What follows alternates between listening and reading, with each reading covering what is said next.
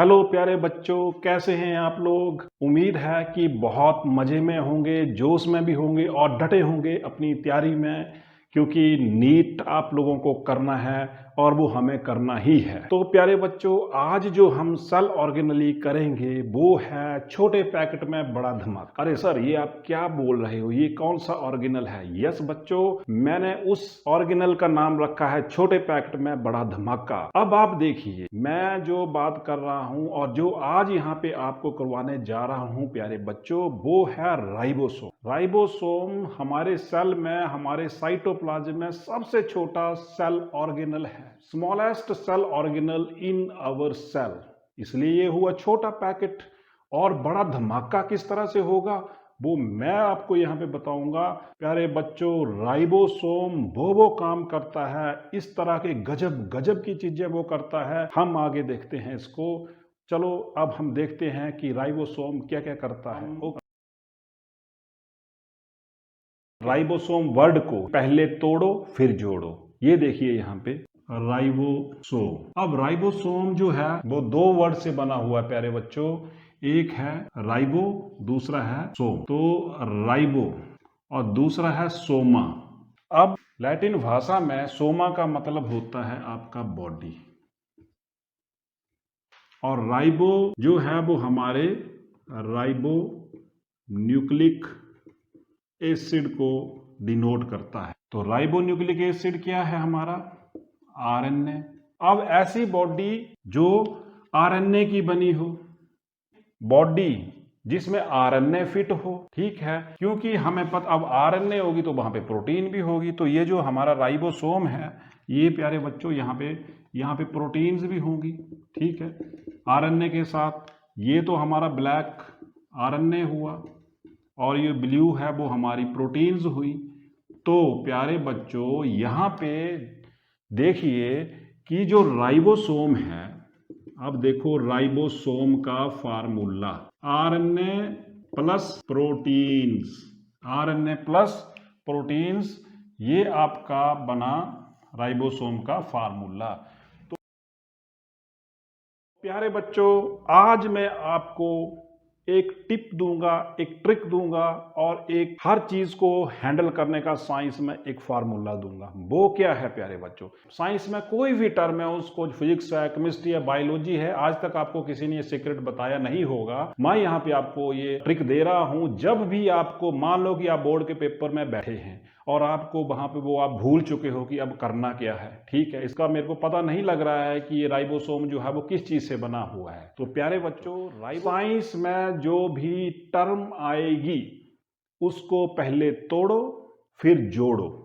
Means उस term को देखो, बड़े ध्यान से देखो। मान लो कि आप एग्जाम में बैठे हो और आपको पता ही नहीं है कि अब राइबोसोम होता क्या है। ओके, राइबोसोम वहां आ गया कि राइबोसोम किस चीज से बना हुआ है।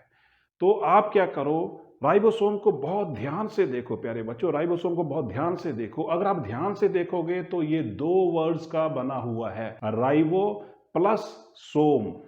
ओके, राइबो का ribo nucleic acid, that is RNA. वो तो आरएनए है राइबो न्यूक्लिक एसिड। अरे ध्यान, थोड़ा सा ध्यान तो दो। Ribo nucleic acid is RNA and in Latin Soma means body. तो ऐसी बॉडी जो आरएनए की बनी हो, एक ऐसी बॉडी के अंदर आरएनए भरा हुआ है, तो प्यारे बच्चों प्रॉब्लम सॉल्व हो गई। हमें तो ऐसे ही पता लग गया कि व्हाट इज राइबोसोम।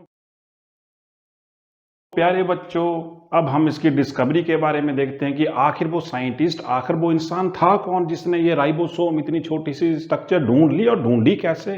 ये बात है 1953 की। जॉर्ज एमिल पैलाडे एक साइंटिस्ट थे, ठीक है, रोमानिया के साइंटिस्ट थे, और वहां पे उन्होंने इसको अपनी लैब में देखा।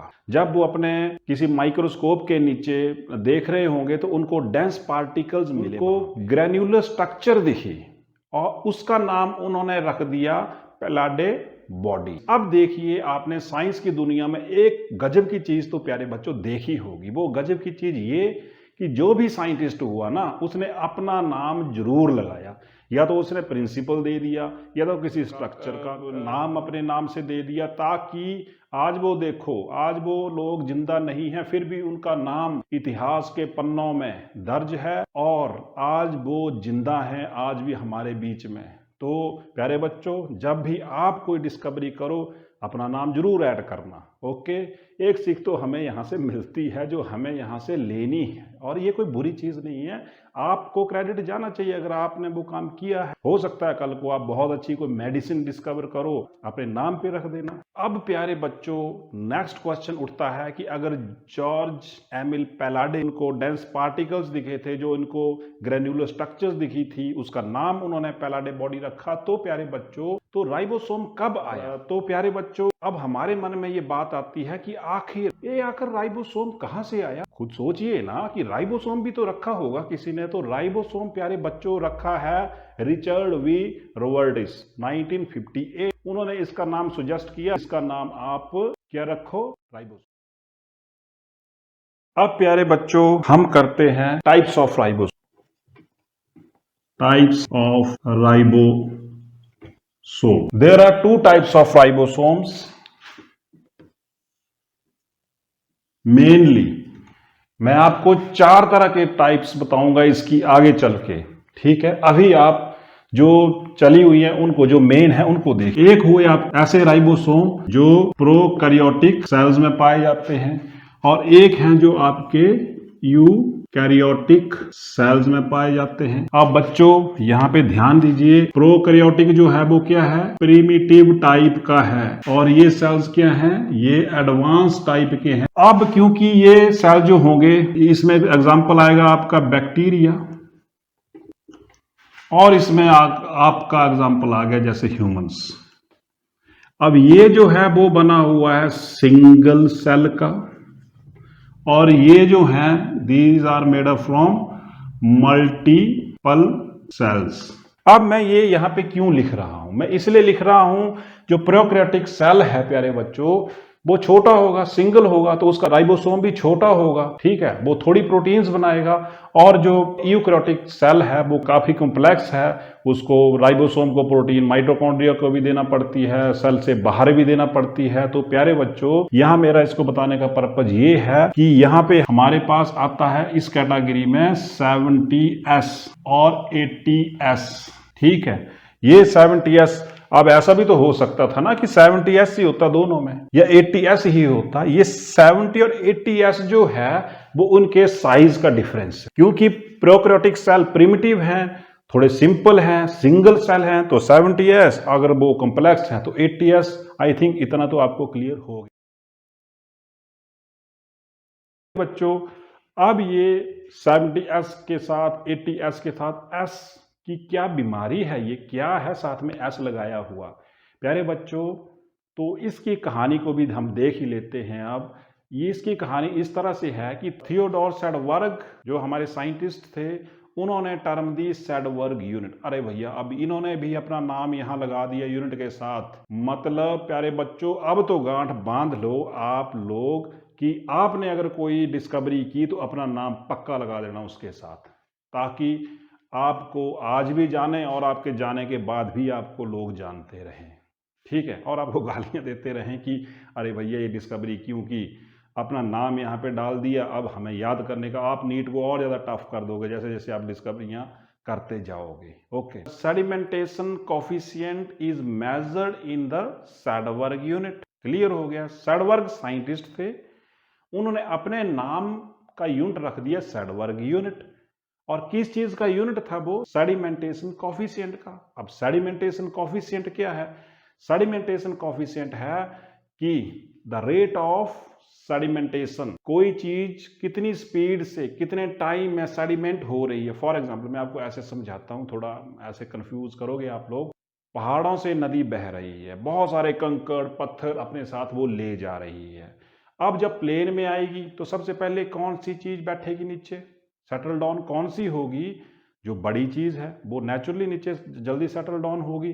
छोटी छोटी चीजें अब धीरे धीरे होते रहेंगे, स्मॉल पार्टिकल उससे भी धीरे होंगे। तो सेडिमेंटेशन क्या है? Sedimentation is the rate of settling down the particles at the bottom of the river.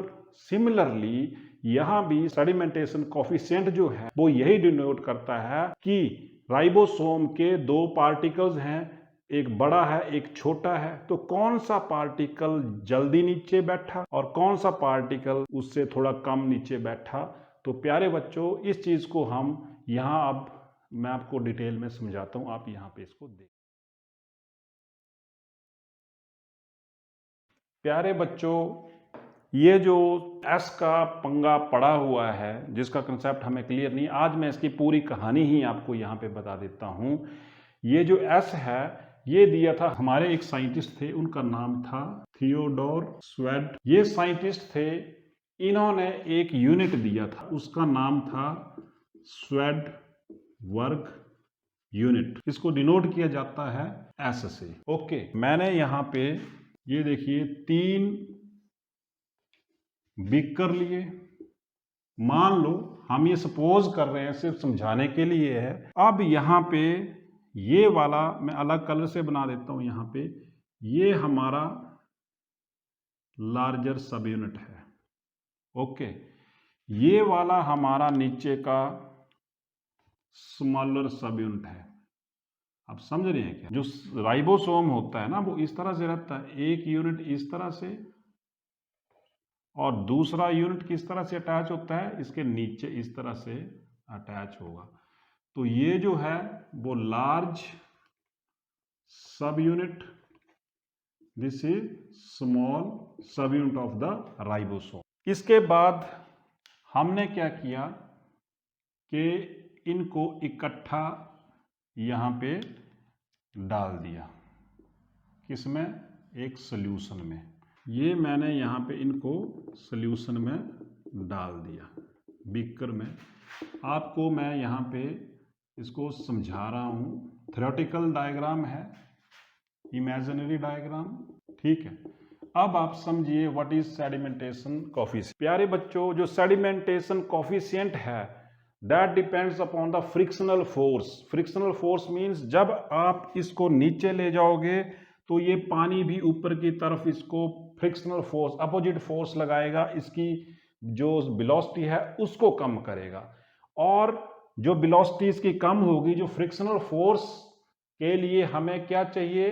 Surface area, cross section area. तो जो हमारा श्वेड वर्ग कोफिशिएंट है ना प्यारे बच्चों, ये जो है वो किसके ऊपर डिपेंड किया? Cross section area. अब क्रॉस सेक्शन एरिया यहाँ पे क्या हुआ, ये देखिए, ये वाला एरिया जहाँ पे ये टच में है, इस सोल्यूशन के टच में है या पानी के टच में है, ये हुआ क्रॉस सेक्शन एरिया इसका।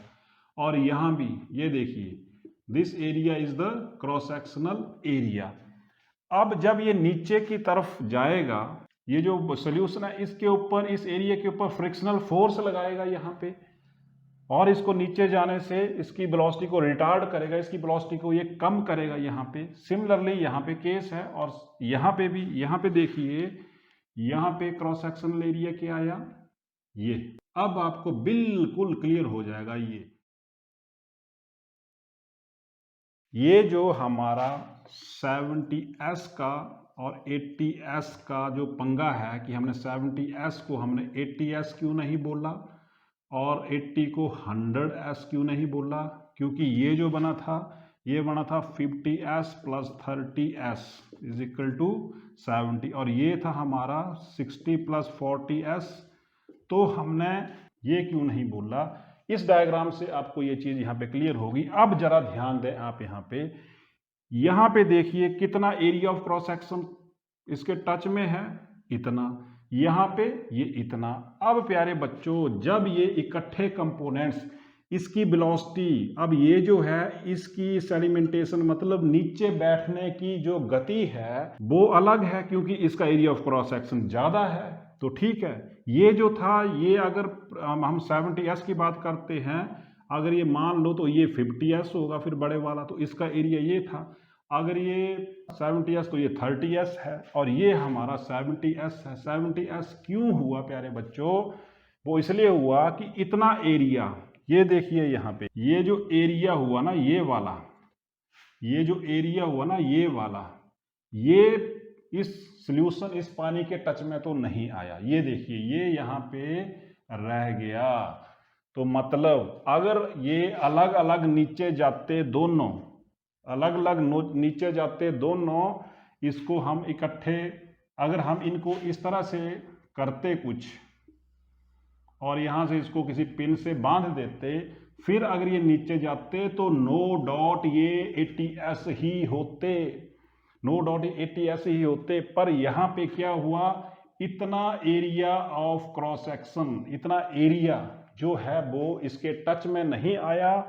अब इसके ऊपर फोर्स नहीं लगी, तो जब ये नीचे को गया तो इसकी वैल्यू, क्योंकि दोनों ये लार्ज और स्मॉल सब यूनिट ओवरलैप कर गए एक दूसरे को, तो ये क्रॉस सेक्शन एरिया फिर यहाँ पे टच में नहीं आया, फ्रिक्शनल फोर्स लगी नहीं, तो इसकी वजह से इसकी वैल्यू गिर गई 80 से 70s। सिमिलरली द केस, अगर यहाँ पे ये 80s 60s है, अगर ये यहाँ पे 60s है, ये आपका 40s है, जो जब आप कंबाइंड करोगे तो प्यारे बच्चों, जब इसको आप कंबाइंड करोगे तो इसकी वैल्यू क्या आ जाएगी, 80s। ठीक है, क्यों? अब बिल्कुल सिंपल है ना, क्योंकि दोनों ओवरलैप कर गए। मैंने क्या बोला, sedimentation coefficient depends upon the frictional force, और जो फ्रिक्शनल फोर्स जो होती है वो हमेशा दो सरफेस के ऊपर लगती है। अब यहाँ पे दो क्या हुआ, एक तो पानी हुआ जो ऊपर को फोर्स लगाएगा, इसकी जो गति है उसको रोकेगा, और ये नीचे को जाएगा। अब ये कितने एरिया में रोकेगा, ये इतने एरिया में रोकेगा जितने में ये कांटेक्ट में है। तो ये तो पूरे कांटेक्ट में थे दोनों यहाँ पे, तो एरिया ज़्यादा था, तो इनका इंडिविजुअल यहाँ पे 30 आया, यहाँ पे 50 आया। पर जब इकट्ठे राइबोसोम को बीकर में डाला तो इसका कुछ एरिया जो था वो टच में नहीं आया, क्योंकि एक एरिया ने दूसरे एरिया को ढक दिया प्यारे बच्चों, और ये यहाँ पे इसी वजह से इसकी वैल्यू 100 से 80s हुई। आई थिंक अब आपको ये चीज़ क्लियर हो गई होगी। अब मैं आपको एक चीज़ और बताता हूँ। एक्चुअली ये जो हमारे 70s लिखते हैं ना S, तो इसकी एक्चुअल वैल्यू है 70 मल्टीप्लाई बाई -13s।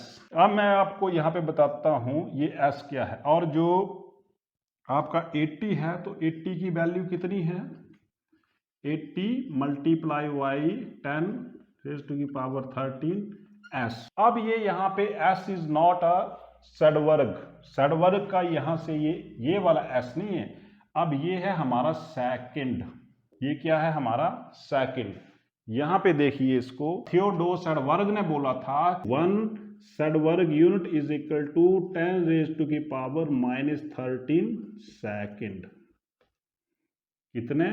इतने सेकंड हुआ। अब ये तो बहुत कम हुआ, एक सेकंड से देख लो कितना कम हुआ। ये एक सैडवर्ग यूनिट हम तब मानेंगे जब कोई पार्टिकल इतने सेकंड ले, 10 रेज़ टू की पावर -13 सेकंड ले नीचे बैठने में।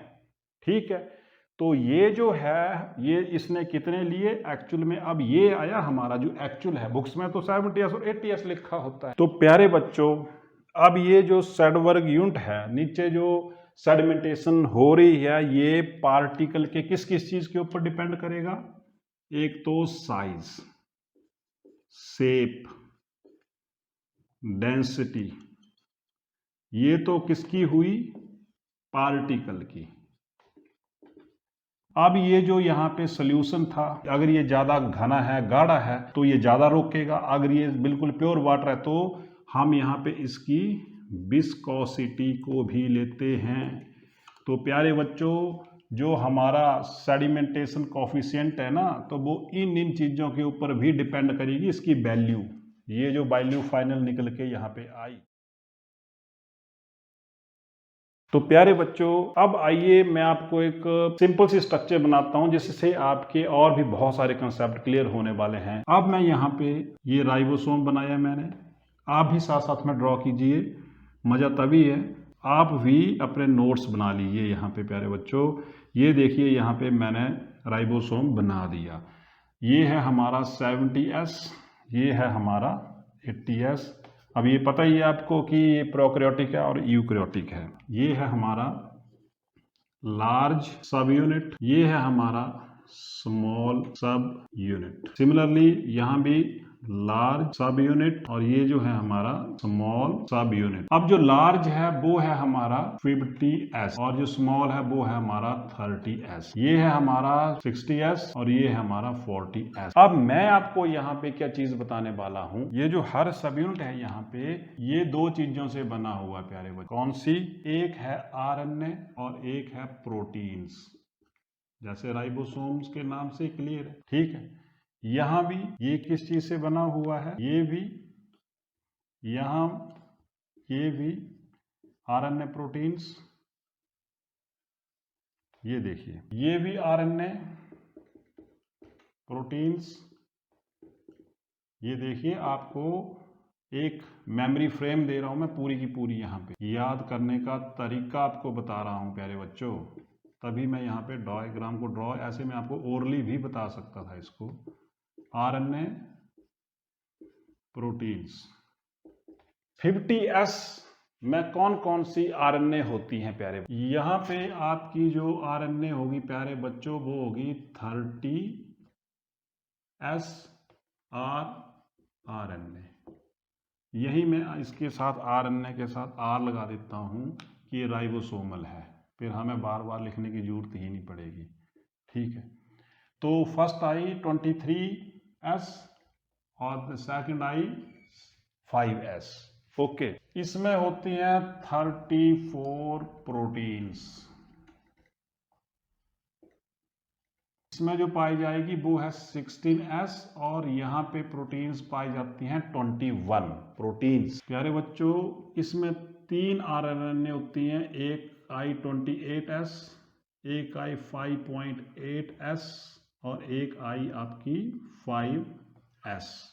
इसमें 45 प्रोटीन्स होती हैं। इसमें 18s प्यारे बच्चों, इसमें 18s प्यारे बच्चों एंड 33। अब जरा इसको ध्यान से देखिए, यहाँ पे देखिए प्यारे बच्चों, यहाँ पे 2 आरएनए नहीं है, यहाँ पे 3 आ गई।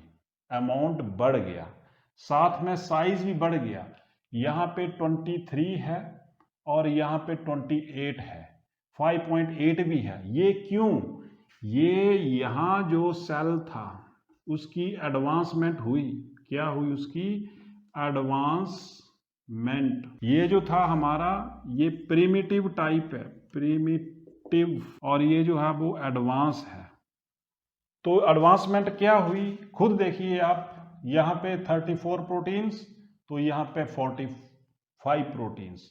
यहाँ पे 16s था तो इसका साइज देखो, यहाँ पे अब क्या हुआ 18s हुआ, यहाँ पे 21 थी तो 33 प्रोटीन्स हुई। ये तो प्यारे बच्चों यहाँ पे हमें इसके सब यूनिट्स और डिफरेंट आरएनए, और ये नीट के लिए बहुत ज़्यादा जरूरी है, कई बार पूछ लेते हैं आरएनए के ऊपर भी क्वेश्चन। आपको इसका डायमीटर बताऊंगा। जो इसका डायमीटर है यहाँ से लेके यहाँ तक वो है 150 एरनस्टॉर्म। जो इसका डायमीटर है यहाँ से यहाँ तक वो है 250 से लेके 350 तक एरनस्टॉर्म तक।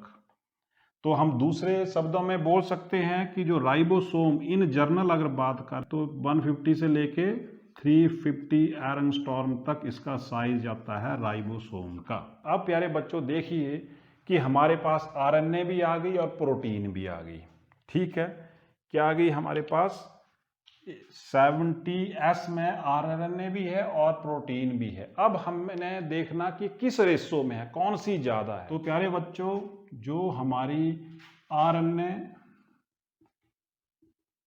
इज टू प्रोटीन रेशो है 60:40 और यहाँ पे हमारे 80s में आरएनए और प्रोटीन का कितना अमाउंट है इसके बीच में, वो आया 50-50। यहाँ पे 50-50 रहता है। प्रोकैरियोटिक में आरएनए ज्यादा होती है। तो प्यारे बच्चों ये हमारा सिंपल सा राइबोसोम।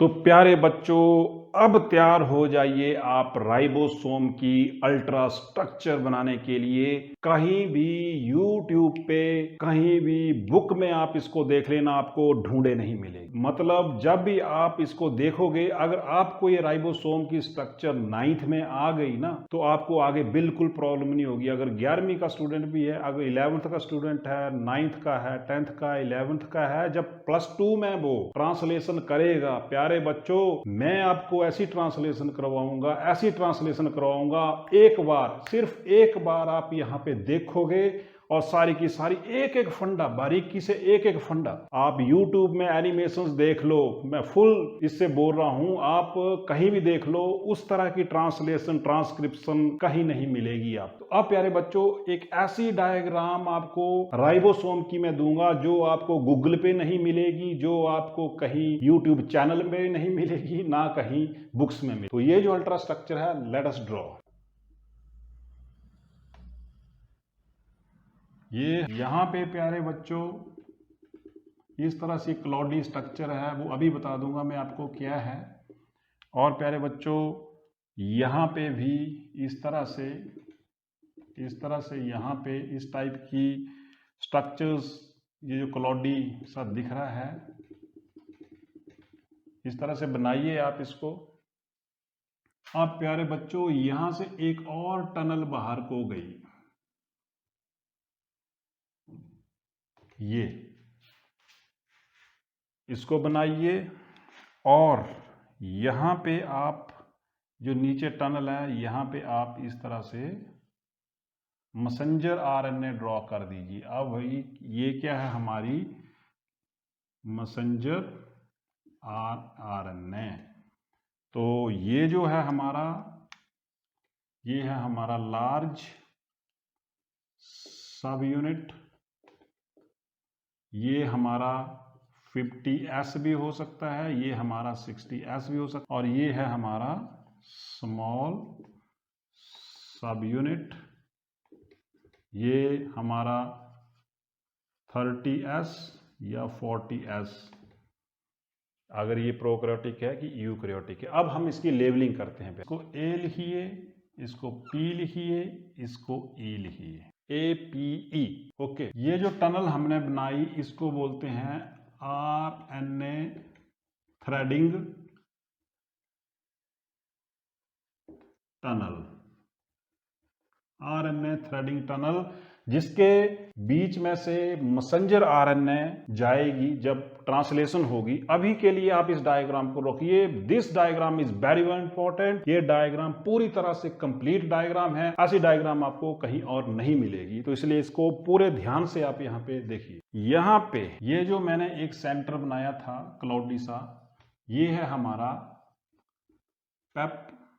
पेप्टिडाइल ट्रांसफिरेज, ये एंजाइम है बच्चों, ये क्या है, एंजाइम। पेप्टिडाइल ट्रांसफिरेज जो पेप्टाइड बॉन्ड बनाएगा वो यहाँ पे बैठा हुआ है। यहाँ पे प्यारे बच्चों ये है हमारा factor binding site, factor binding site. अब आपकी आंखें पता कहाँ देख रही हैं, अब आपकी आंखें देख रही हैं प्यारे बच्चों यहाँ पे। सर ये क्या है, ठीक है, तो इसको लिखिए, ये है हमारी पेप्टाइड एग्जिट टनल। और प्यारे बच्चों ये भरी रहती है किससे, H2O, इसमें पानी भरा हुआ होता है प्यारे बच्चों। अब हम इनका मीनिंग समझ लेते हैं प्यारे बच्चों। अब बात आती है A क्या है, A को लिखिए अमीनो एसाइल पॉकेट, P को लिखिए पेप्टिडाइल पॉकेट भी बोल सकते हैं इसको, या आप साइट भी बोल सकते हैं, यहाँ भी साइट भी लिख सकते हैं, आपकी मर्जी है वो। और E फॉर एग्जिट पॉकेट या एग्जिट साइट। प्यारे बच्चों अब यहाँ देखिए अमीनो एसाइल पॉकेट है, यहाँ पे ये पॉकेट है tRNA बाइंडिंग, यहाँ पे tRNA बाइंडिंग साइट है। बाहर से जब tRNA आएगा तो वो हमेशा किस में आएगा, ए पॉकेट में, फिर वो जाएगा पी पॉकेट में जहाँ पे वो फिर पेप्टाइड बॉन्ड बनाएगा, फिर यहाँ पे ई या पॉकेट, जब ये इसका amino acid tRNA transfer RNA का ले लिया तो फिर वो बाहर एग्जिट कर जाए। मैं एक बार फिर से अल्ट्रा स्ट्रक्चर के बारे में आपको बता दूं, बहुत इंपॉर्टेंट टॉपिक चला हुआ है हमारा, बहुत ही सीरियस टॉपिक है प्यारे बच्चों। इसको डायग्राम को ध्यान से बनाओ। वीडियो में थोड़ी देर के लिए इसको रखूंगा, पहले ये देखिए आप इसकी फुल डायग्राम को यहाँ पे। तो प्यारे बच्चों यहाँ पे इस पूरी डायग्राम को आप अच्छे से ड्रॉ कर लें। तो प्यारे बच्चों राइबोसोम प्रोकैरियोटिक सेल में भी पाया जाता है, ये यूकैरियोटिक मतलब it is found in all types of cells. Okay, अब यहाँ पे जो अल्ट्रा स्ट्रक्चर है बहुत इंपॉर्टेंट स्ट्रक्चर है बच्चों। अगर ये स्ट्रक्चर आपको क्लियर नहीं हुई ना तो ट्रांसलेशन और ट्रांसक्रिप्शन आप कितना मर्जी रट्टा लगाते रहो, कितनी मर्जी एनिमेशंस देखते रहो, अगर आपका बेसिक कॉन्सेप्ट यहाँ पे क्लियर नहीं हुआ ना प्यारे बच्चों तो आपके दिमाग में वो चीज नहीं बैठेगी। अब ये जरूरी थोड़ी है कि आप नीट के लिए ही तैयारी करो। जब आप मेडिकल कॉलेज में जाओगे या आगे आप डिग्री करोगे, बीएससी की डिग्री करो, एमएससी की करो, आप प्रोफेसर लगोगे, आप साइंटिस्ट लगोगे, ये डायग्राम आपके बहुत काम आने वाली है। तो इसको तो आप ऐसे बनाओ पूरे ध्यान से। तो मैं आपको इसको फिर से डिस्क्राइब करता हूँ। ये अब इसके दो सब यूनिट हैं, एक स्मॉलर सब यूनिट, एक लार्जर सब यूनिट प्यारे बच्चों। अगर ये प्रोकैरियोट है तो 50s होगा, 30s होगा, अगर ये यूकैरियोटिक है तो 60 और 40s होगा। अब प्यारे बच्चों इसमें पॉकेट्स बनी होती हैं, 3 पॉकेट्स राइबोसोम में होती हैं, एक A pocket, P pocket and E pocket. A pocket में ट्रांसफर आरएनए जो है वो अमीनो एसिड लाती है, ए पॉकेट को बोलते हैं amino acyl pocket. P pocket को हम बोलते हैं पेप्टिडाइल पॉकेट, क्योंकि यहाँ हमारा पेप्टिडाइल ट्रांसफेरेज एंजाइम बैठा हुआ है जो पेप्टाइड बॉन्ड बनाएगा। और ये हमारा क्या है, एग्जिट पॉकेट, जहां से टीआरएनए बाहर आएगी। अब यहाँ पे हमारे पास 2 टनल्स हैं राइबोसोम में, एक जो है वो स्मॉलर सब यूनिट में है, उसको बोला हमने आरएनए थ्रेडिंग टनल। अब इसके बीच में क्या होता है कि जो न्यूक्लियस से मैसेज आएगा, कोडेड मैसेज आएगा प्रोटीन के लिए, वो यहाँ मैसेंजर आरएनए यहाँ उसका जो रिसीविंग है वो क्या करेगा, स्मॉलर सब यूनिट, और इसको एज ए गेस्ट यहाँ पे ये रखेगा। और यहाँ पे अब इस सेंटर से बाहर को भी एक टनल है, उस जब प्रोटीन यानी कि पेप्टाइड बन जाएगी, प्रोटीन सिंथेसिस पूरी हो जाएगी, इस टनल से वो बाहर को निकल जाएगी। और ये जो है यहाँ पे it is factor binding site. इसके बारे में मैं आपको डिटेल वीडियो बनाऊंगा जब हम ट्रांसलेशन करेंगे। हर एक जो आपको यहाँ पे पॉकेट साइट्स बताए, हर इसका एक अलग काम है। तो प्यारे बच्चों आज के लिए इतना ही, मिलते हैं जल्दी ही अगले वीडियो। तब तक स्वस्थ रहें, खुश रहें और पूरे जोश में रहें।